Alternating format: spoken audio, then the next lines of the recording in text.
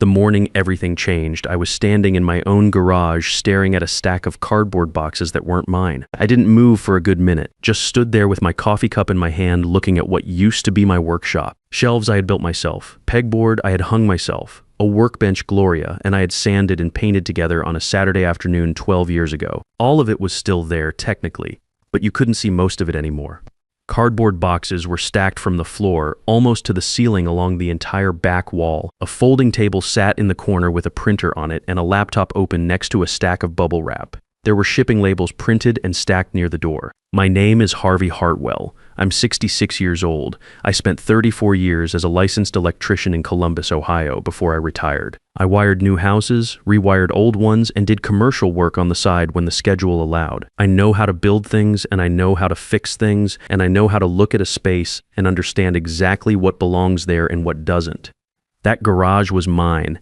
Every shelf, every hook, every labeled bin.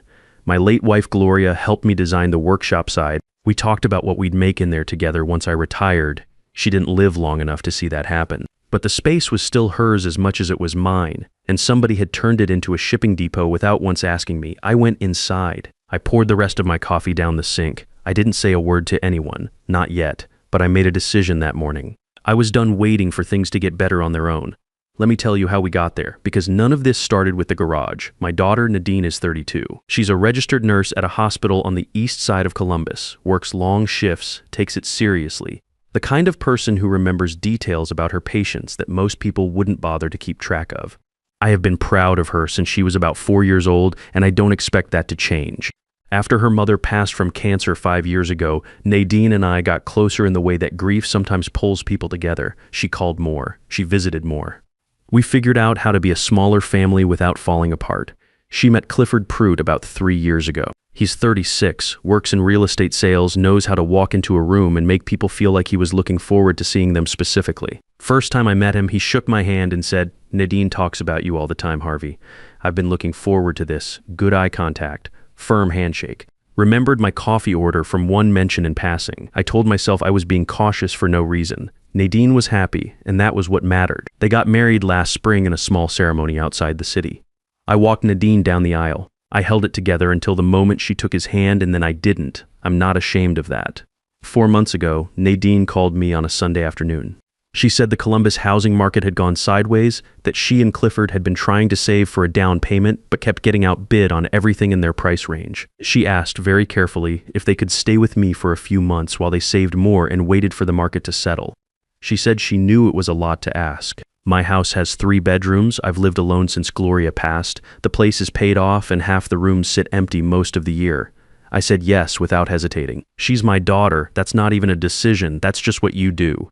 The first several weeks were fine. Nadine handled more than her share around the house. She restocked the kitchen without being asked, took out the trash before I got to it, fixed a leaky faucet in the guest bathroom because she remembered I'd mentioned it in passing 2 months earlier. That's Nadine. She pays attention. Clifford was polite. He asked about my work, seemed interested in the tools in the garage, helped carrying groceries. He rinsed his dishes and didn't leave his shoes in the doorway. I'm not saying I was completely comfortable, but I wasn't uncomfortable either. I was watching the way you do when you're not sure yet what you're looking at. The first thing I noticed shift was small. A few weeks in, Clifford started parking in the center of the driveway instead of on the right side. My side, the side I had parked on for 22 years. I'd come home and have to angle in awkwardly or park on the street.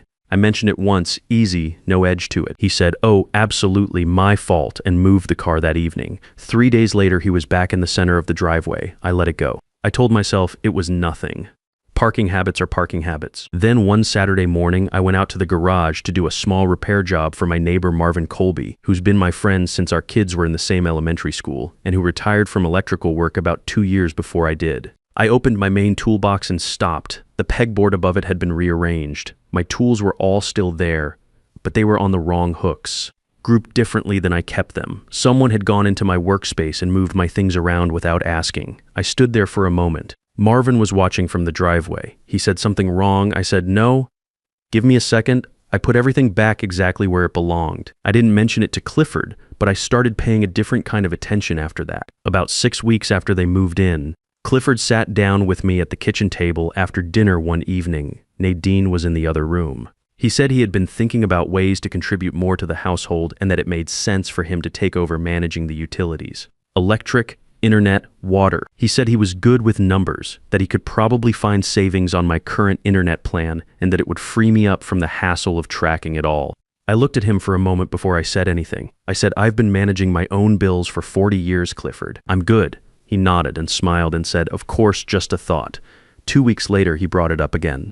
This time, he came at it from a different angle, said he'd been looking at internet providers in the area and thought he could get me a better rate if I let him make the call. I told him I'd look into it myself if I wanted to and moved on. I called my brother Floyd that weekend. Floyd is 61, works as a CPA, has been doing tax and financial planning for 30 years, and is one of the sharpest people I know when it comes to understanding what someone is actually doing underneath what they're saying. I told him about the utilities conversation both times. Floyd was quiet for a second. Then he said, "Harvey, a man who wants to manage your bills in your own house is not trying to save you money. He's trying to get his name on your accounts." I didn't say much back, but I heard him. I started writing things down after that, not in any formal way at first. Just dates and notes on my phone, the parking, the pegboard, the 2 conversations about utilities. I didn't know yet what I was building toward. I just knew I wanted a record. A month later, I went out to the garage on a Saturday morning and stopped cold in the doorway. The workshop side was gone. Not the physical structure, not the shelves or the workbench, but the space itself was gone. Clifford had filled it with inventory. Cardboard boxes stacked 4 and 5 high, a folding table with a printer and shipping supplies, a stack of printed labels by the door. He sold some kind of home goods product online as a side business. I had known about the business vaguely, but had no idea he had been treating my garage as his warehouse. I found Nadine in the kitchen and asked her if Clifford had said anything to her before he moved his things in there. She looked uncomfortable right away. She said he had mentioned needing a little storage space and that she had told him the garage had room. I said, "That workshop was your mother's and mine. We planned that space together." She went quiet. Then she said, "Dad, I'm sorry. I didn't think of it that way. I should have asked you first." I believed her. Nadine doesn't operate with bad intentions. But the result was the same regardless of the intention, and I was standing in my own home looking at a workshop that no longer existed. I went back out to the garage with my coffee and stood there for a while. Marvin came by that afternoon. He looked at the boxes, looked at me and said, "You know he's running a business out of your house. You understand what that could mean for you legally." I didn't. Not fully. So Marvin explained what he knew, which was enough to make me want to know more. I called Floyd that evening and described what I had found. Floyd said to text him a photo of the boxes and whatever labels or shipping materials I could read. I did. He called me back the next day. He had looked up Clifford's LLC registration through the state business portal. Public record. Clifford had registered his company using my home address as the official business address, not a mailbox, not a registered agent. My actual home address, on the street where I had lived for 22 years. Floyd explained what that meant in plain terms. If Clifford's business got into a legal dispute with a customer or a supplier, my address was attached. If there was a tax issue with the LLC, the paper trail ran to my house. He said, "You didn't consent to this, you didn't sign anything, and you may have liability exposure you don't even know about yet." I sat with that for a moment. Then I asked Floyd to connect me with his attorney contact, someone who handled property and business matters. Floyd said he knew exactly who to call. That week I went through everything I had written down and added to it. The parking, the tools moved on the pegboard, the 2 conversations about utilities, including the exact dates, the workshop filled with his inventory, photos of the garage I took that same day with timestamps, screenshots of the LLC registration I pulled from the state website myself, the text message Clifford had sent about the internet plan, which I had not deleted. I put everything into a folder, paper copies and digital copies. I did not tell Clifford any of this. I did not change my behavior at home. I kept having dinner with them, kept watching the news in the evening, kept being the same person I had always been, but I had a plan now. And there was one more piece I was going to wait for before I moved. My birthday was coming up, November 8th. I was turning 66, and I had a feeling Clifford was going to hand me exactly what I needed. I have never been a person who makes a big deal out of his birthday. Gloria used to tease me about that. She said I was the only man she knew who actively tried to talk people out of celebrating him, but I do observe it. Every year, Marvin comes over. Floyd drives up from Dayton. We have a good dinner, watch some football if there's a game worth watching, and that's it. Simple, quiet. Mine, 3 weeks before November 8th. Clifford brought it up over dinner. He said he wanted to do something special for me this year. He said I deserved a real celebration, not just the usual small group. He had been talking to some colleagues, he said. People from his real estate office, a couple of developers he worked with regularly, some contacts from his online business. He wanted to throw a proper dinner party. I told him clearly that I appreciated the thought, but that I wanted to keep it small. Marvin, Floyd, my neighbor Carol from 2 doors down, who had been close with Gloria for years. That was the guest list I wanted. Clifford nodded the way he always nodded when he had already decided not to listen. I noted the date of that conversation in my phone. 2 weeks later, he mentioned it again. This time to Nadine in front of me, talking about how many people he was thinking of inviting and what kind of food he was planning to order. He said it like the decision had already been made and we were just discussing logistics. I said again that I wanted a small dinner. He smiled at me and said, "Harvey, these are good people. You'll enjoy meeting them." I said, "I told you what I want, Clifford." He said, "Of course," and changed the subject. I added that conversation to my notes too. Date and time. The morning of my birthday, I came downstairs at 6 a.m. Nadine was already in the kitchen, still in her scrubs from a night shift, on the phone and clearly stressed. Grocery bags covered every inch of the counter. She put her hand over the phone and told me Clifford had finalized the guest list at 35 people and they were arriving at 7 that evening. I stood in the doorway of my own kitchen and looked at those bags. 35 people in my house on my birthday, after I had told him twice clearly that I did not want this. And from what Nadine told me in the next few minutes, the guest list was almost entirely Clifford's contacts. Developers he was trying to close deals with, buyers he wanted to stay in front of.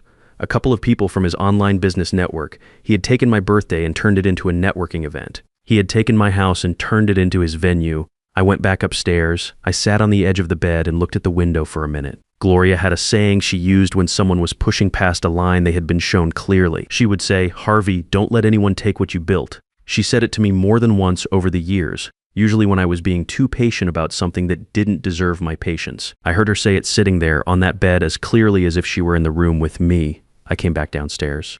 Clifford had come down and was in the kitchen looking at something on his phone. Nadine was still on a call. I said, "Cancel it." Clifford looked up. He had that composed expression he used when he thought I was being unreasonable. He said, "Harvey, these people have already cleared their evening." "The food is being delivered at 4, I said, "Cancel it." He set his phone down on the counter and looked at me with something different in his face then. Not the easy confidence he usually carried, something harder underneath it. He said, "Your opinion doesn't matter here. This is happening in my kitchen, in my house." At my address that he had put on his LLC without asking me, I didn't raise my voice. I walked to the front door and opened it. I held it open and looked at him and didn't say anything. Nobody moved for a few seconds. The kitchen was completely quiet except for Nadine's voice low on her phone in the corner. Then Nadine ended her call. She looked at Clifford. She looked at me. She looked at the open door. She said quietly, "Clifford, cancel it." Something shifted in the room when she said that. Clifford looked at her for a moment. Then he picked up his phone and started making calls. I closed the front door. I went to the kitchen and poured myself a fresh coffee. I didn't say anything else about it. That night we had 4 people at my table: Marvin, Floyd, Carol, and Nadine. Floyd brought a pecan pie. Carol brought a bottle of red wine she said Gloria had recommended to her years ago, and she had been saving for a good occasion. Marvin told a story about the worst job we ever worked together. A rewire in an old Victorian in Clintonville where nothing was up to code and everything we found made it worse.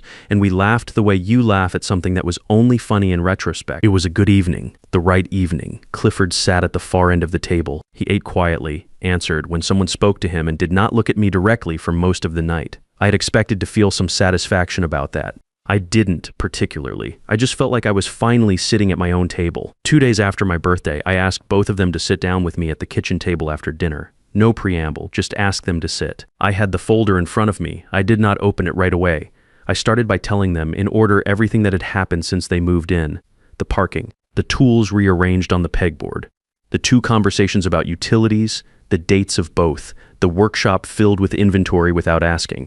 The birthday, both times I said no and was ignored. I kept my voice level. I wasn't angry, or at least I wasn't performing anger. I had been through all of it enough times in my head that it came out organized. Clifford started to say something after the part about the workshop.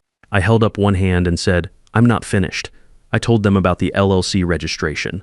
I watched Clifford's face when I said that. The composure held for a second, and then something shifted under it, a small tightening around the eyes. He knew I had found it. I said, "You registered your business to this address, my address." Without telling me, without asking me, Floyd looked it up. "It's public record." Clifford said, "Harvey, that's just a formality. It doesn't mean anything practically." I said, "It means something to me legally. My brother is a CPA. I've spoken to an attorney. They disagree with your assessment." I opened the folder then. I slid a copy of everything across to Nadine. Not to Clifford, to Nadine, the time-stamped photos of the garage, the screenshots of the LLC registration with my address, Floyd's written summary of the liability exposure, the printed text thread where Clifford had pushed twice about taking over the utilities. I let her read it. I didn't rush her. The table was quiet. Clifford said, "This is a bit much, don't you think?" I didn't answer him. I was watching Nadine. She read slowly. She went back to the LLC page and looked at it again. She looked at the dates on the photos. She set the papers down and looked at her husband and did not say anything for a moment. That silence told me something I had been wondering about for weeks, which was whether she had known more than she let on or whether she had genuinely not seen it clearly. What I saw on her face in that moment was not guilt. It was recognition. She was seeing the full picture for the first time, laid out in order, and she was understanding it the same way I had understood it when Floyd walked me through it. I slid the last document across the table. The attorney had drafted a formal notice. It stated that Clifford's right to occupy the property would terminate in 60 days from the date of the letter. It required that the LLC registration be updated to remove my address within 30 days, or I would file a formal complaint with the Ohio Secretary of State's Business Registry. It was 2 pages, clean and professional, with the attorney's letterhead at the top. Clifford read it. His jaw tightened. He said, "You had an attorney draft this? Against your own family," I said. "Against someone who put my home address on a business filing without my consent. The family part was your job to consider before you did that." He looked at Nadine. She was still looking at the papers in front of her. He said, "Nadine." She looked up at him. She said, "Did you know this could create a problem for my dad?" He said, "It's not a real problem. It's bureaucratic." She said, "Floyd thinks it's a real problem. His attorney thinks it's a real problem." She paused. "Did you ask my dad before you put his address on those forms?" Clifford didn't answer that. Nadine looked at me. She said, "Dad, can Clifford and I have some time to talk?" I said, "Take all the time you need." I picked up my folder and my coffee and went out to the garage. I stood in the workshop space for a while. The boxes were still there, the folding table, the printer, the shipping labels. I looked at the workbench Gloria and I had built and thought about the afternoon we spent doing it. She had been particular about the height. She looked up the ergonomic recommendations and we adjusted it twice until she said it was right. She was right about most things she took the time to research. I didn't feel triumphant standing there. I didn't feel much of anything in particular. I felt like a man who had done what needed doing and was waiting for the result. Marvin texted me from next door. He said, "How'd it go?" No question mark. That's how Marvin texts. I wrote back, "Done." "Waiting," he wrote back, "Good man." I stayed in the garage until I heard the back door open. Nadine came out alone. She stood next to me and looked at the boxes for a moment and then looked at the workbench. She said, "I remember when you and Mom built that." I said, "She picked the height." Nadine almost smiled. Then she said, "We'll be out before the deadline, Dad. I'll make sure of it." I nodded. She put her hand on my arm for a second and then went back inside. I stood there a while longer in the quiet of the garage, in the space that was still mine underneath everything that had been stacked on top of it, and I drank the rest of my coffee. They were out in 5 weeks, didn't need the full 60 days, found a rental in Westerville with enough space and a short commute to Clifford's office. Floyd confirmed the LLC registration was updated within 3 weeks. My address was removed. The paper trail no longer ran to my house. The morning after they left, I got up before the sun, made coffee, walked out to the garage in the cold and hit the light switch. The workshop side was empty, all the way empty down to the clean concrete floor. No boxes, no folding table, no printer. Just the shelves I built, the pegboard with every tool in its right place, and the workbench Gloria and I had spent a Saturday afternoon getting exactly right. I pulled up a stool and sat down with my coffee and didn't do anything for a while, just sat there in the quiet. The kind of quiet that a space has when it belongs to you again and you can feel it. I thought about the whole thing from the beginning. The parking, which I had told myself was nothing. The tools on the wrong hooks, which I had told myself was an accident. The utilities conversation, which I had let go twice. The workshop filling up with boxes while I kept my mouth shut because I didn't want to make things difficult for my daughter. The truth is, I had seen every one of those things clearly when they happened. I understood what they were. I just kept deciding it wasn't the right moment to say something. And every time I made that decision, I taught everyone in that house that the next thing would be allowed too. That's the part that stayed with me sitting in the garage that morning, not what Clifford did, what I allowed. I'm not saying I was wrong to let Nadine move in. I'd do that again without hesitating.